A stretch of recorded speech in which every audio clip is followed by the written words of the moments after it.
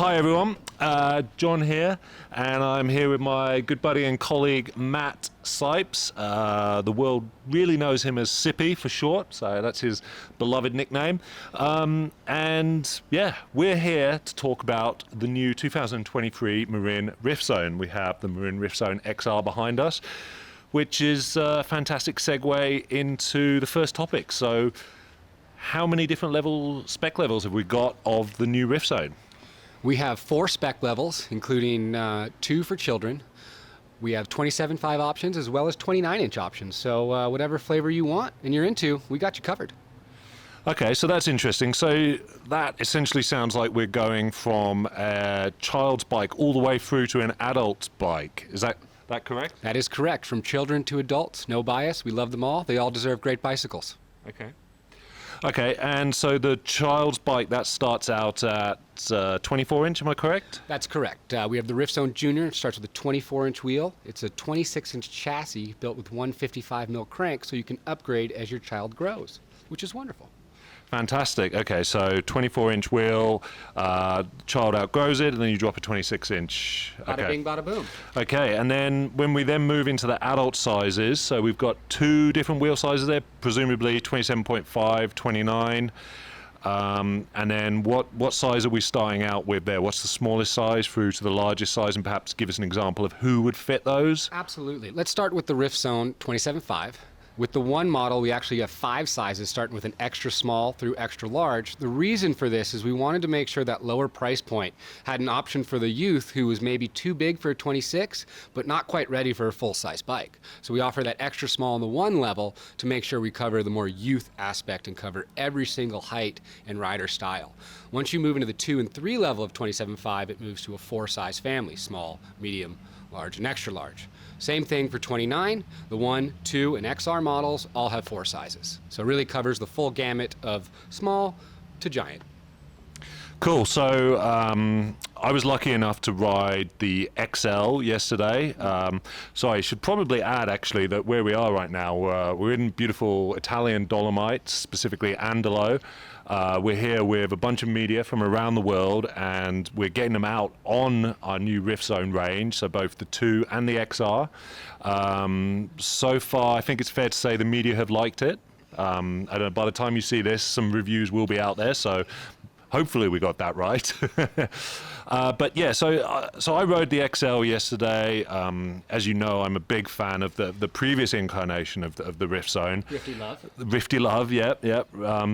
But so one thing I noticed about the new Rift Zone when I was riding it, and I didn't want to speak to you too much about this, I just wanted to ride it. I felt like it rode a little bit differently. It still was very playful, but perhaps there were some improvements maybe on the back end. Do you want to, am I right in thinking that? You're absolutely spot on, John. We've tried to make the bike, the trail category has expanded into a more rough and tumble and aggressive nature, so the bike actually got more travel. So we're up 10 millimeters front and rear from last year. We've also updated the kinematics to have higher leverage curve for better small bump sensitivity, but also a very linear mid support section so that you have great mid support. So you're not wallowing through the berms, and the bike feels very controlled and consistent geometry in all terrain. So super duper important. So that's probably what you were feeling on that ride. And so how, you as a product manager, how do you go about figuring that out? Like what's the process for you to make that happen for the end result? Yeah, the key is to know who to listen to. Everyone's opinion is important, so we like to listen to everyone. We listen to our shops, we listen to our riders, but in the case of this, the riders, as in our athletes, played a huge role. I asked all of our main athletes, Mark Matthews and everyone, what do you love, what do you hate, and what must you keep? And from that, we got all the attributes that are our new Rift Zone, 27.5, 29, and Junior. Cool.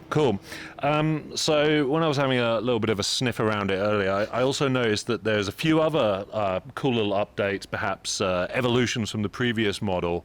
Can you talk to us a little bit about some of those? Yeah, absolutely. It's not a revolution, it is an evolution. And we really wanted to bring this frame up to make it more refined, paying attention to the minute details that really matter to you, the rider. So we'll have brazen cable routing, a very tidy cable clamp down here to keep it noise free. There's no zip ties used on this bike, which is super duper cool. Yeah. Very proud of that. So it's, and some other things is just making sure the shape, the form, the function is all where it needs to be. So it's just the best Rift Zone we've ever made. We're stoked. So just to braze in cable port, what does that mean kind of in layman's terms? So we cut a hole in the frame, and then we have a 4 and a 5 mil housing that's actually held in and then brazed in. So it's not welding. Old school frames were built this way with lugs. So it's really a way to attach metal to the frame structurally to have a nice, smooth, and amazing surface. So it just blends right in and looks like it was always meant to be. And so one of the other things I noticed yesterday was I felt like it was really quiet, certainly compared to my own personal Rift Zone. Is doing things like brazed in cable ports, is that what perhaps keeps it a little bit quieter? It's the sum of all parts. It's not, if you just did a brazen with nothing else going on and just slammed it through the cable, it would really not work that well. So we have a cable clamp down with this part that really puts a lot of force on the cables to stop the movement. And then the way they run through the chainstay here, it really stops the rattle. A quiet bike is a fun bike, and that is key. So we really tried to execute on that on this one. Okay, cool. One of the other things that I noticed on it, and it's something which I feel you carried over from the previous incarnation of the Rift Zone, was the low standover. But yet, as a tall rider, I noticed that there was still plenty of room for me in the length of the bike. So, can you maybe just expand a little bit how that works for a rider? Absolutely. Dropper posts are the name of the game right now for trail bikes, and everyone wants more and more travel on their dropper posts. So how do we do that? We drop the seat tube length. We give the rider more standover. But one of the benefits that you mentioned, John, of more standover is you have maneuverability. Throwing tables or throwing shapes and do different things. The low standover gives you the ability to do that. So we try to give as low a standover as possible across all frames to match with the perfect seat tube so they can get the right dropper post for their size and leg length. So we spec a 150 dropper on small and medium and 170 on the bigger sizes, but you as a taller rider can upgrade to say a 220 if you want to, which is wonderful. So 170 obviously means, well, perhaps not obviously. 170 means the amount of movement in the saddle can kind of go up and down, and then 150 is obviously 15 centimeters, and so it kind of varies with size there. Okay, cool. And I noticed again, going back to the quiet point, we've got some new chainstay and seat stay protectors there as well, which is cool to see. Is that unique, proprietary to us at Marin? Well, there's lots of people doing it right now. It's unique to see it down at a price point that we go on this bike. So we offer not only a custom chainstay protector, but also a custom seat stay protector, because I said a quiet bike is a fun bike.